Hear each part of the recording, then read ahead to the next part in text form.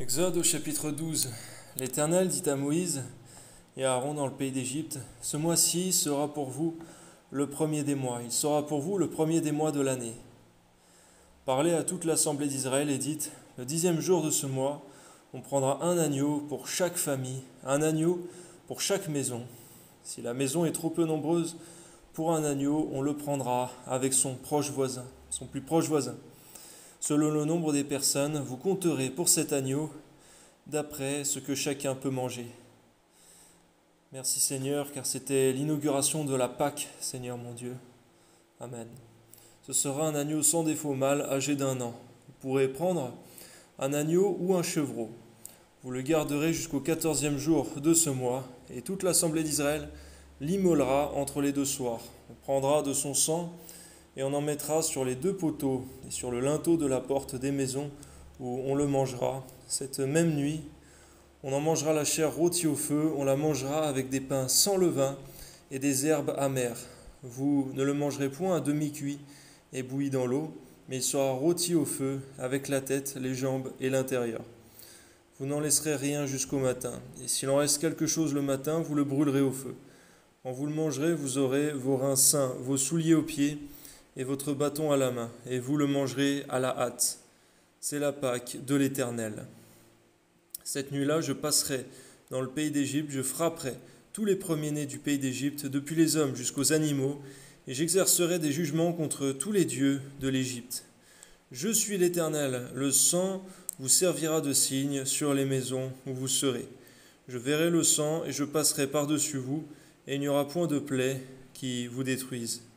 Quand je frapperai le pays d'Égypte, vous conserverez le souvenir de ce jour, et vous le célébrerez par une fête. En l'honneur de l'Éternel, vous le célébrerez comme une loi perpétuelle pour vos descendants. Pendant 7 jours, vous mangerez des pains sans levain.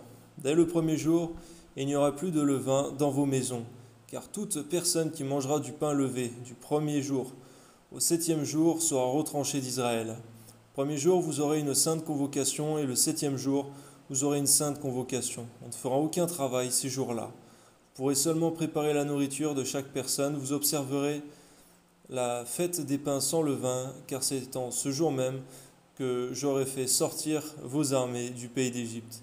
Vous observerez ce jour même une loi perpétuelle pour vos descendants. Le premier mois, le 14e jour du mois, au soir, vous mangerez des pains sans levain, jusqu'au soir du 21e jour. Pendant 7 jours, il ne se trouvera point de levain dans vos maisons, car toute personne qui mangera du pain levé sera retranchée de l'assemblée d'Israël. Que ce soit un étranger ou un indigène, vous ne mangerez point de pain levé dans toutes vos demeures. Vous mangerez des pains sans levain. Moïse appela tous les anciens d'Israël et leur dit, « Allez prendre du bétail pour vos familles et immoler la Pâque. Vous prendrez ensuite un bouquet d'hysope, vous le tremperez dans le sang qui sera dans le bassin. Et vous toucherez le linteau et les 2 poteaux de la porte avec le sang qui sera dans le bassin. Nul de vous ne sortira de sa maison jusqu'au matin. Quand l'Éternel passera pour frapper l'Égypte et verra le sang sur le linteau et sur les 2 poteaux, l'Éternel passera par-dessus la porte et ne permettra pas aux destructeurs d'entrer dans vos maisons pour frapper. Vous observerez cela comme une loi pour vous et pour vos enfants à perpétuité. Quand vous serez entrés dans le pays que l'Éternel vous donnera, selon sa promesse, vous observerez cet usage sacré. Et lorsque vos enfants vous diront « Que signifie pour vous cet usage ?» vous répondrez « C'est le sacrifice de Pâques en l'honneur de l'Éternel, qui a passé par-dessus les maisons des enfants d'Israël en Égypte, lorsqu'il frappa l'Égypte et qu'il sauva nos maisons. Le peuple s'inclina et se prosterna, et les enfants d'Israël s'en allèrent et firent ce que l'Éternel avait ordonné. À Moïse et à Aaron, ils firent ainsi. Au milieu de la nuit, l'Éternel frappa tous les premiers-nés dans le pays d'Égypte, depuis le premier-né de Pharaon, assis sur son trône, jusqu'au premier-né du captif dans sa prison, et jusqu'à tous les premiers-nés des animaux. Pharaon se leva de nuit, lui et tous ses serviteurs et tous les Égyptiens, et il y eut de grands cris en Égypte, car il n'y avait point de maison où il n'y eût un mort. Dans la nuit même, Pharaon appela Moïse et Aaron et leur dit: Levez-vous, sortez du milieu de mon peuple, vous et les enfants d'Israël.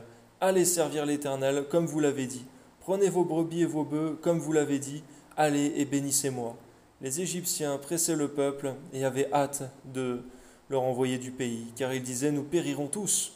Le peuple emporta sa pâte avant qu'elle fût levée, et ils enveloppèrent les pétrins dans leurs vêtements et les mirent sur leurs épaules. Les enfants d'Israël firent ce que Moïse avait dit, et ils demandèrent aux Égyptiens des vases d'argent, des vases d'or et des vêtements. L'Éternel fit trouver grâce aux yeux des Égyptiens qui se rendirent à leur demande. Et ils dépouillèrent les Égyptiens. Les enfants d'Israël partirent de Ramsès pour Sukkot, au nombre d'environ 600 000 hommes de pied, sans les enfants. Une multitude de gens de toute espèce montèrent avec eux. Ils avaient aussi des troupeaux considérables de brebis et de bœufs. Ils firent des gâteaux cuits sans levain avec la pâte qu'ils avaient emportée d'Égypte et qui n'était pas levée, car ils avaient été chassés d'Égypte sans pouvoir tarder et sans prendre des provisions avec eux. Le séjour des enfants d'Israël en Égypte fut de 430 ans. Et au bout de 430 ans, le jour même, toutes les armées de l'Éternel sortirent du pays d'Égypte. Cette nuit sera célébrée en l'honneur de l'Éternel, parce qu'il les fit sortir du pays d'Égypte. Cette nuit sera célébrée en l'honneur de l'Éternel, car tous les enfants d'Israël, par tous les enfants d'Israël et par leurs descendants.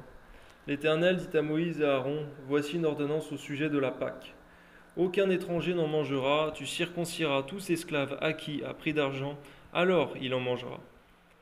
Donne-nous d'être tous circoncis de cœur, Seigneur, en ce jour, par ta grâce, au nom de Jésus. Amen. L'habitant et le mercenaire n'en mangeront point.